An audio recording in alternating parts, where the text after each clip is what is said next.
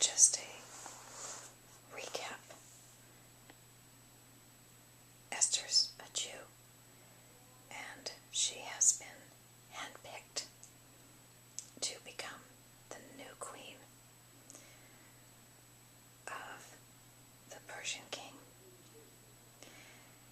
And the man who has basically raised her, he's basically been like her father, Mordecai, has basically been set up. And his life and the life of all the Jews now are in grave danger because of this decree that went out. And this was set up by Haman. Just a reminder too that this is a book in the Bible that is very unique in that God is never mentioned in this book. It's a very, very unique book in this way, and yet you can see his hand in the way things play out. One way that I see it is how Esther is so faithful.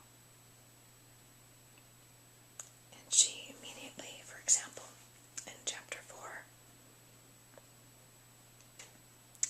she sends word to Mordecai to gather together all of the Jews, and a reminder that they are in captivity, by the way.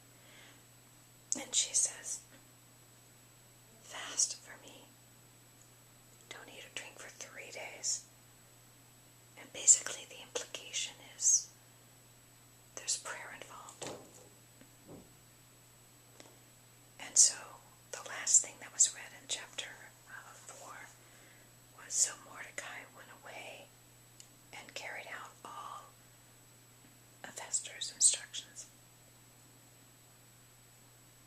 So here's chapter 5.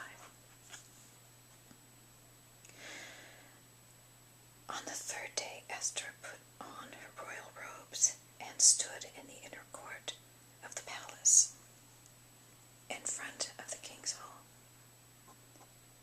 The king was sitting on his royal throne in the hall, facing the entrance. When he saw Queen Esther standing in the court, he was pleased with her and held out to her the gold scepter that was in his hand. So Esther approached and touched the tip of the scepter.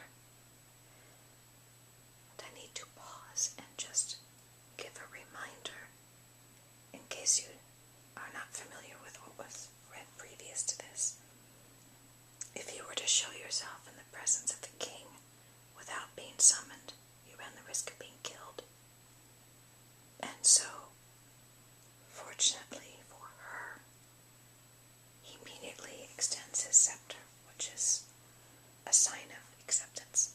Okay, we're on verse 3. Then the king asked, "What is it, Queen Esther? What is your request?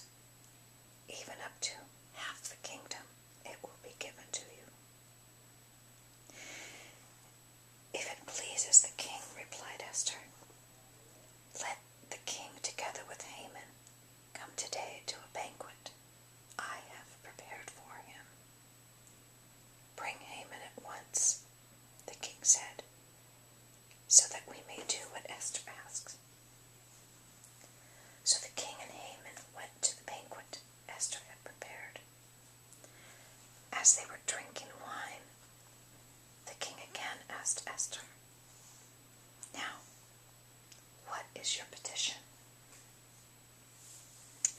"It will be given you." "And what is your request?" "Even up to half the kingdom, it will be granted." Esther replied, "My petition and my request is this: if the king regards me with favor, and if it pleases the king to grant my petition and fulfill my request,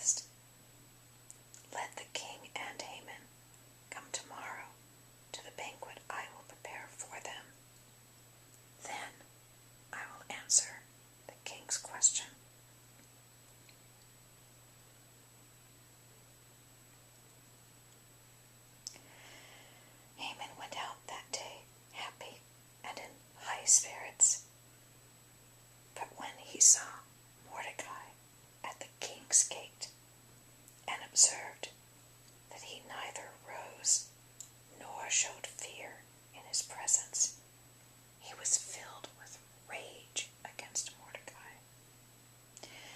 Nevertheless, Haman restrained himself and went home.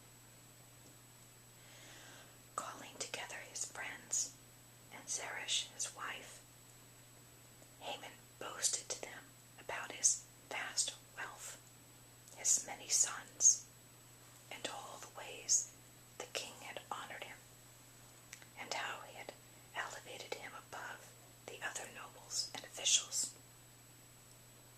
And that's not all, Haman added.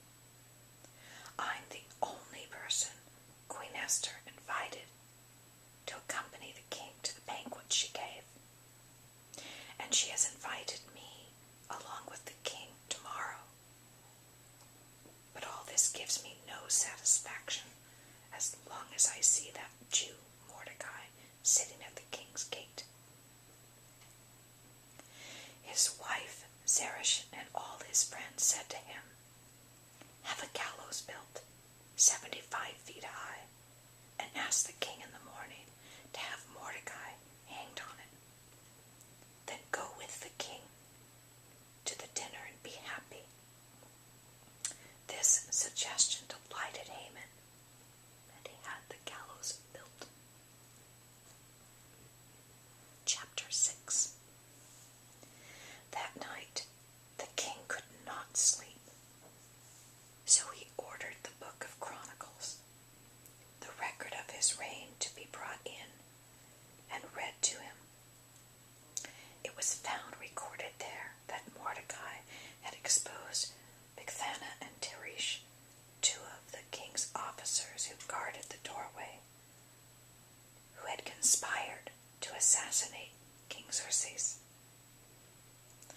"What honor and recognition has Mordecai received for this?" the king asked. "Nothing has been done for him," his attendants answered. The king said, "Who is in the court?" Now Haman had just entered the outer court of the palace to speak to the king about hanging Mordecai on the gallows he had erected for him. His attendants answered, "Haman is standing in the court." "Bring him in," the king ordered. When Haman entered, the king asked him, "What should be done for the man the king delights to honor?" Now Haman thought to himself, "Who is there that the king would rather honor than me?" So he answered the king, "For the man the king delights to honor, have them bring a royal robe the king has worn, and a horse the king has ridden, one with a royal crest placed on its head.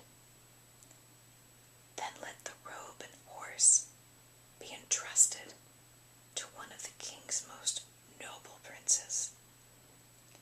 Let them robe the man the king delights to honor, and lead him on the horse through the city streets, proclaiming before him, 'This is what is done for the man the king delights to honor.'" "Go at once," the king commanded Haman. "Get the robe and the horse, and do just as you have suggested for Mordecai the Jew, who sits at the king's gate. Do not neglect anything you have recommended." So Haman got the robe and the horse. He robed Mordecai and led him on horseback through the city streets, proclaiming before him, "This is what is done for the man the king delights to honor." Afterward, Mordecai returned to the king's gate, but Haman rushed home with his head covered in grief, and told Zeresh, his wife, and all his friends everything that had happened advisers, and his wife Zeresh said to him, "Since Mordecai, before whom your downfall has started, is of Jewish origin, you cannot stand against him. You will surely come to ruin." While they were still talking with him, the king's eunuchs arrived and hurried Haman away to the banquet Esther had prepared.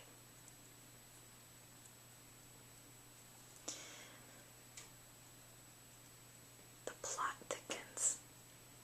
I know the anticipation's great for the next installment. I hope you have a lovely sleep. And as always, blessings to you.